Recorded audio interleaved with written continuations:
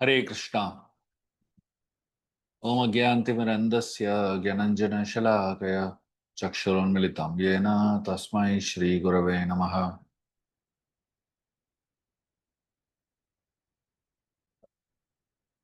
भगवान कृष्ण को गाय बहुत प्रिय है। तो भगवान को गाय क्यों प्रिय है, उसके पीछे एक बहुत सुंदर तत्व है और बहुत सुंदर कहानी है। तो किसी ने पूछा कि भगवान को गाय क्यों प्रिय है।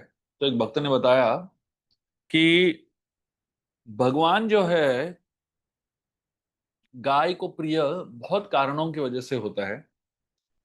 तो उन्होंने उस भक्त ने पूछा कि भगवान के पास गाय भी है, भैंस भी है और भेड़ भी है। तो आप वृंदावन में देखेंगे तो वो गाय भी चराते थे। तो उनके गौशाला में बहुत सारे भैंस भी थे और उसके साथ साथ बहुत सारे भेड़ भी थे, बकरियां भी थी। तो भगवान को सिर्फ गाय के साथ क्यों दिखाया जाता है? आपने कभी देखा है कि भगवान कृष्ण को भैंस के साथ दिखाया जाता है या बकरी के साथ दिखाया जाता है? ऐसा कभी होता ही नहीं है, हमेशा गाय के साथ ही भगवान रहते हैं। और इसलिए भगवान का नाम है वत्सी, जो अ, वत्स के साथ रहते हैं, गाय के साथ रहते हैं। और उनके भक्तों को भी वत्स कहते हैं। तो इसके कारण क्या है? तो इसमें बहुत सारे कारण है। एक बहुत सूक्ष्म कारण है और बहुत ही एक सरल कारण है।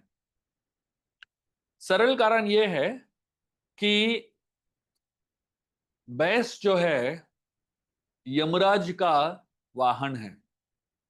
तो अगर आप कृष्ण को भैंस के साथ दिखाएंगे तो लोग डर जाएंगे, ये सोचते हुए कि ये शायद यमराज है, और कृष्ण से लोग डरने लगेंगे। भाई आप सोचो, यमराज जो है भैंस के ऊपर आते हैं, तो जैसे ही यमराज को देखेंगे लोग को डर ही लगता है कि नहीं। तभी कृष्ण भैंस के ऊपर चढ़ के आएंगे तो लोग ऑब्वियसली सोचेंगे कि यही यमराज है। तो इसलिए वो भैंस के साथ कभी नहीं दिखेंगे। और जो बकरियां हैं उनको बहुत सारे मंदिरों में उनका बलि दिया जाता है। तो अगर कृष्ण बकरियों के साथ रहेंगे तो भगवान को कोई और देवता मान लेंगे लोग। तो इसलिए भगवान जो है हमेशा गाय के साथ ही रहते हैं। और गाय जो है बहुत ही शुद्ध है और बहुत ही पवित्र है। लेकिन उसके पीछे एक बहुत गहरा और एक तत्व है, क्यों भगवान जो है गाय के साथ ही रहते हैं। तो ये तीनों जो है जानवर, गाय, बकरी और भैंस, ये तीनों जो है तीन अलग गुणों को प्रतीत करते हैं। गाय जो है सत्व गुण को प्रतीत करते हैं। और सत्वगुण में गाय है तो इसलिए वो बहुत ही शुद्ध है, बहुत ही शांत है। और उसका स्वभाव, गाय का स्वभाव जो है हमेशा माता की तरह है। वो हमेशा देती रहती है और पालन करती रहती है। तो गाय का जो दूध है वो यज्ञ के लिए और होम, अलग अलग प्रकार के पूजा के लिए इस्तेमाल किया जाता है। और गाय जो है सत्वगुण, ज्ञान और प्यूरिटी, शुद्धता को प्रतीत करती है।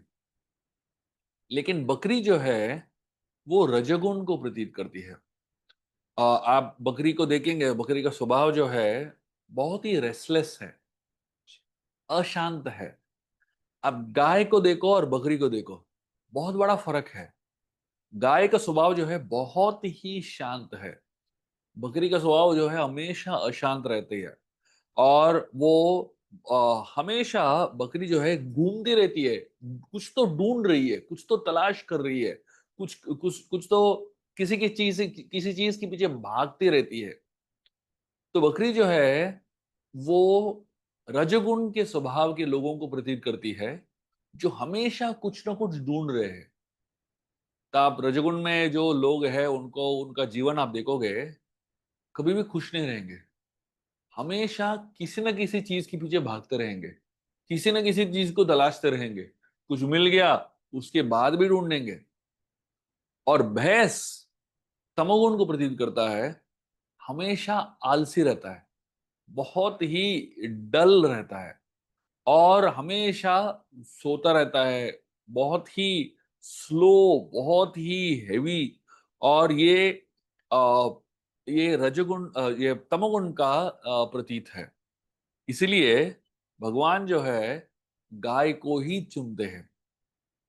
भगवान कृष्ण जो है गोपाल सिर्फ वृंदावन में नहीं है, सिर्फ वृंदावन में गाय नहीं चराते, वो सारे जीवात्मा जो गाय के समान है उनको भी चराने वाले हैं। जीवात्मा जो है, हम सब जो है तीन गुणों से प्रतीत है। तो कुछ लोग जो है उनका स्वभाव गाय के तरह होता है, सात्विक स्वभाव होता है। कुछ लोग जो है, कुछ जीवात्मा का स्वभाव जो है राजसिक होता है, बकरी की तरह। और कुछ जीवात्मा जो है उनका स्वभाव भैंस की तरह होता है, तामसिक। जो सात्विक स्वभाव वाले हैं वो आसानी से भगवान कृष्ण के चरण को पकड़ लेते हैं और उसको झकड़ के रखते हैं। जो राजसिक लोग हैं वो इस दुनिया के इच्छाओं के पीछे भागते रहते हैं, उनके पास समय ही नहीं है। बट भगवान जो है उन राजसिक लोगों को भी इवेंचुअली उनके शरणों के प्रति लेके आते हैं। बहुत दुनिया भर ढूंढ ढूंढ के थक जाते हैं, तब पता चलता है तो वो जो क्या ढूंढ रहे हैं, वो भगवान को ही ढूंढ रहे हैं। और तामसिक जो लोग हैं उनको भी भगवान धीरे धीरे उनके लेजीनेस, उनके जो बहुत ही आलस स्वभाव है उससे निकाल के उनके चरणों के प्रति लेके आते हैं। इसलिए भगवान हमेशा गाय के साथ रहते हैं। तो गाय वो जीवात्मा है जिसने भगवान का शरण ऑलरेडी ले लिया है, जिसने, जो समझ गया है कि अल्टीमेटली हमको भगवान का शरण ही लेना है। बाकी सब लोग बहुत समय लेके आते हैं, लेकिन जो गाय के समान समान जो जीवात्मा है वो ऑलरेडी भगवान का शरण ले चुके हैं। इसलिए भगवान का नाम है वत्सी। वत्सी मतलब वो व्यक्ति जो गाय के समान जीवात्मा को अपनाते हैं और उन गाय के समान जीवात्मा को अपना शरण देते हैं। तो हम सब जो है गाय के समान है, और हमें भगवान की शरण लेनी चाहिए। जितना हो सके इस गाय के समान स्वभाव उनका, उनको शुद्ध तरीके से अलग अलग प्रकार से उनकी सेवा करनी चाहिए। और रजगुण और तमगुण को त्याग करके सत्वगुण को अपना के हम अपने जीवन शैया को बिताना चाहिए। गाय को आप देखेंगे तो गाय का स्वभाव जो है रजोगुण सत्वगुण से इतना तल्लीन क्यों है? क्योंकि वो हमेशा भगवान के चिंतन में रहती है और हमेशा दूसरों को सेवा करने के भाव में रहती है। और गाय का आप देखेंगे, जितने भी भक्त गाय की सेवा करते हैं, जो भी गौ सेवा करते हैं, उनका स्वभाव भी गाय जैसे ही हो जाता है। मैं आपको एक साधारण बहुत ही अ, अद्भुत एक कहानी बताऊंगा। ये सच्ची कहानी है, कैसे गाय जो है हमें मदद करता है सत्वगुण तक पहुंचने में। अम, बम्बई के पास एक छोटा सा गांव है जिसका नाम है निगड़ी। हमारा एक मंदिर भी है वहां पे। तो वहां की एक कहानी है, सच की हकीकत की कहानी है। एक आदमी था जिसका एक गौशाला था, और ये गौशाला में बहुत सारे गाय को पालता था। तो एक बार उसने, वो सड़क से गुजर रहा था, उसने एक पागल आदमी को देखा। कंप्लीटली पागल आदमी था, और कपड़े फटे हुए थे, बहुत ही हालत खराब था, दरिद्र हालत था उसका, और बहुत पीड़ा से गुजर रहा था। तो इस आदमी को बहुत बुरा लगा, इस पागल आदमी को घूमते हुए सड़कों में देख के, और लोग उसके मजाक उड़ा रहे थे वगैरह। तो इस आदमी ने क्या किया, इस आदमी ने वो उस भिखारी को, वो जो पागल आदमी है, उसको अपनी गाड़ी में बिठा लिया और अपने गौशाला तक लेके आ गया। और गौशाला में वो उस आदमी को नहला के अच्छे कपड़े दे दिए और बाल वाल काटवा के उसको अच्छा खाना खिलाया। तो ये आदमी कंप्लीटली उसका संतुलन खो गया था, पूरा पागल ही हो गया था। तो लेकिन ये गो सेवा करने वाला जो व्यक्ति है, उसने उस पागल व्यक्ति को अपने जगह पे ही रख लिया और उन गायों के पास छोड़ दिया। धीरे धीरे आदमी जो है, जो पागल आदमी था, वो स्वाभाविकता गाय की सेवा करने लगा। उसको किसी ने कुछ बताया नहीं, बस अपने आप ही कुछ करने लगा गायों के साथ।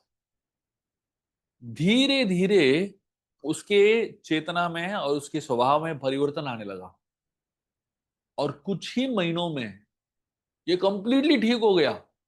पागल आदमी जो था, सड़कों में घूम रहा था पागल जैसे, गाय के साथ रह के कंप्लीटली ठीक हो गया, और ये बहुत ही अच्छा जीवन जीने लगा। और उसके बाद से ये हमेशा गो सेवा ही करता था। तब देखिए, गाय की जो इमोशनल इंटेलिजेंस है बहुत ही स्ट्रांग है। अगर आप बहुत दुख में रहेंगे और गाय के पास जाएंगे, तो गाय जो है आपको सांत्वना देने के लिए अपने आप ही आ जाता है। उसको समझ में आ जाता है कि आप दुख में हो। अगर आप कोई भी पीड़ा से गुजर रहे हो, कोई सी बीमारी से गुजर रहे हो, तो गाय को समझ में आ जाता है कि आप उसको, आप आपका भाषा नहीं जानती है, लेकिन फिर भी आपका जो भाव है वो समझती है, क्योंकि वो परमात्मा से इतने स्ट्रांगली कनेक्टेड है। तो इसके बाद ये आदमी जो है बहुत सारे ऐसे पागल लोगों को लेके आने लगा अपने गौशाला में, और जितने भी पागल लोगों को लेके आया सब ठीक हो गए, बस गौ सेवा करके। तो हम सब एक तरीके से देखेंगे तो थोड़ा पागल ही है, जो भी इस भौतिक दुनिया में है, तब सब जो है थोड़ा बहुत पागल है। और हम भगवान कृष्ण की शरण और गौ माता की शरण लेंगे, तो हम भी अपना तमोगुण, रजोगुण और पागलपन से निकल के सत्वगुण की तरफ आएंगे, और भगवान कृष्ण की बहुत ही तीव्रता से सेवा और उनसे प्रेम कर पाएंगे। बहुत बहुत धन्यवाद। हरे कृष्णा।